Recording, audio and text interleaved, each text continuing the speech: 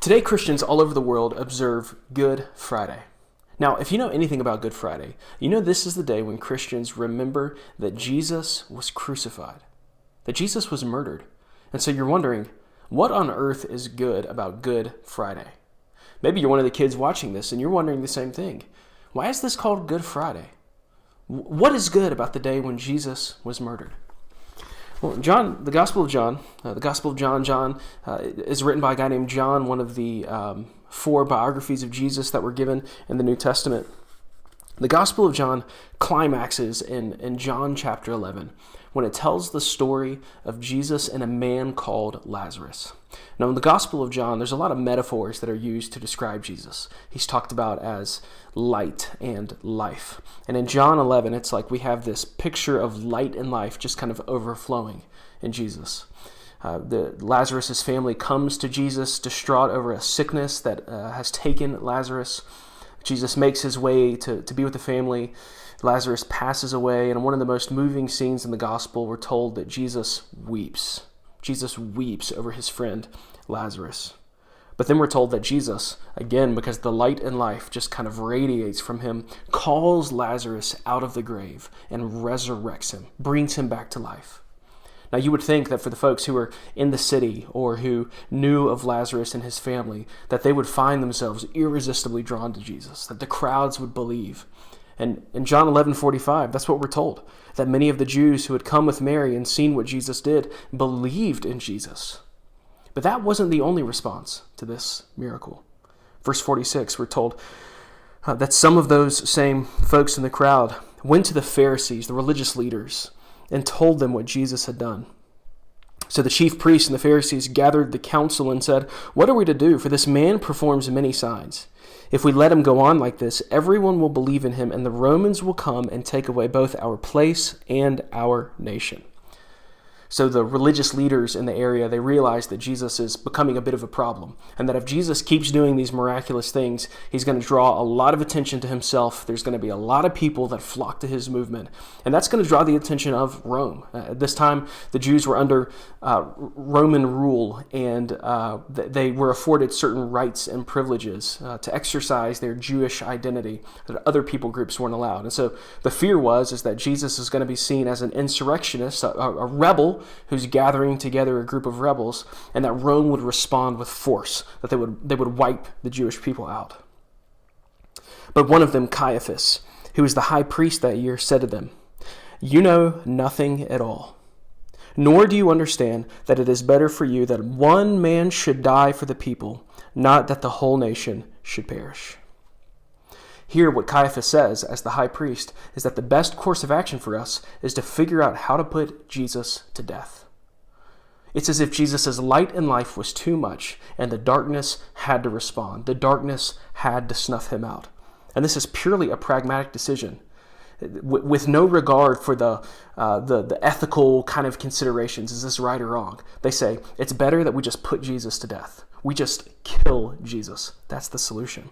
In fact, we're told that this is when they made plans to put Jesus to death. And the Gospel of John, the second half of the book, is devoted to Jesus' entry into Jerusalem, his heated confrontations with these religious leaders, and then, of course, his crucifixion, his murder. So what could possibly be good about this?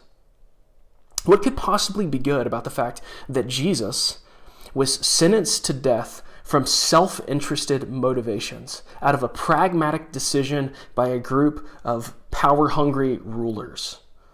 The Jesus Storybook Bible doesn't just kind of helpfully put some skin on the story for us. I'm going to read the chapter that's called "The Sun Stopped Shining." It details the events of Good Friday. "So you're a king, are you?" The Roman soldiers jeered at Jesus. "Then you'll need a crown and a robe."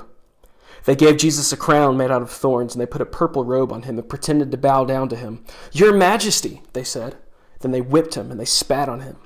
They didn't understand that this was the Prince of Life, the King of heaven and earth, who had come to rescue them.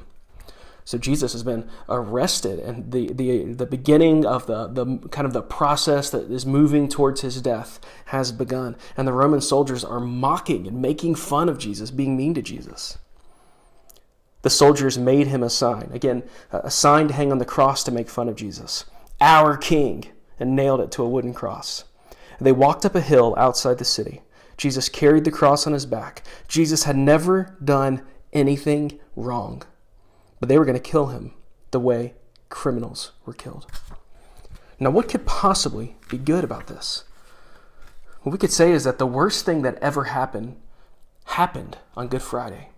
The only innocent man to ever live was murdered on Good Friday. What could possibly be good about this?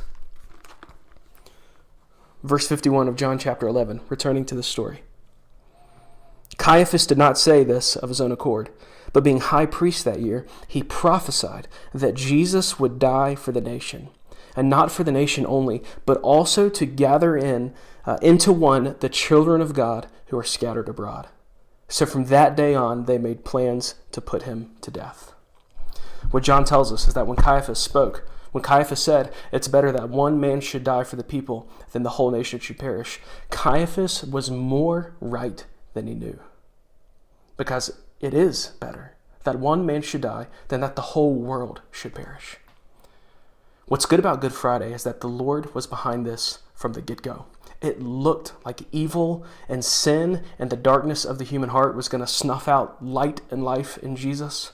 But in reality, the Lord was behind it. And this was the very means that God had planned, the very plan God had to undo the darkness of the human heart. This is the way that Jesus saved the world. So though on Good Friday, the worst thing that ever happened, we could also say that on Good Friday, the best thing that could have ever happened. Jesus died for us. The sins of the whole world were placed on Jesus' back. It is better that one man should die than all of us should perish. And Jesus said, I come and lay my life down for many. I come willingly of my own accord and offer myself for the sins of many. Once again, the Jesus Storybook Bible just really crushes it. Even though it was midday, a dreadful darkness covered the face of the world. The sun could not shine. The earth trembled and quaked. The great mountains shook. Rocks split in two until it seemed that the whole world would break, that creation itself would tear apart. The full force of the storm of God's fierce anger at sin was coming down on his Son instead of his people. It was the only way God could destroy sin and not destroy his children whose hearts were filled with sin. Then Jesus shouted out in a loud voice from the cross, "It is finished!" And it was. He had done it. Jesus had rescued the whole world. "Father," Jesus cried, "I give you my life." And with a great sigh, he let himself die. Strange clouds and shadows filled the sky, purple, orange, black, like a bruise. Jesus' friends gently carried Jesus. They laid Jesus in a new tomb carved out of a rock. How could Jesus die? What had gone wrong? What did it mean? They didn't know anything anymore, except they did know that their hearts were breaking. "That's the end of Jesus," the leader said.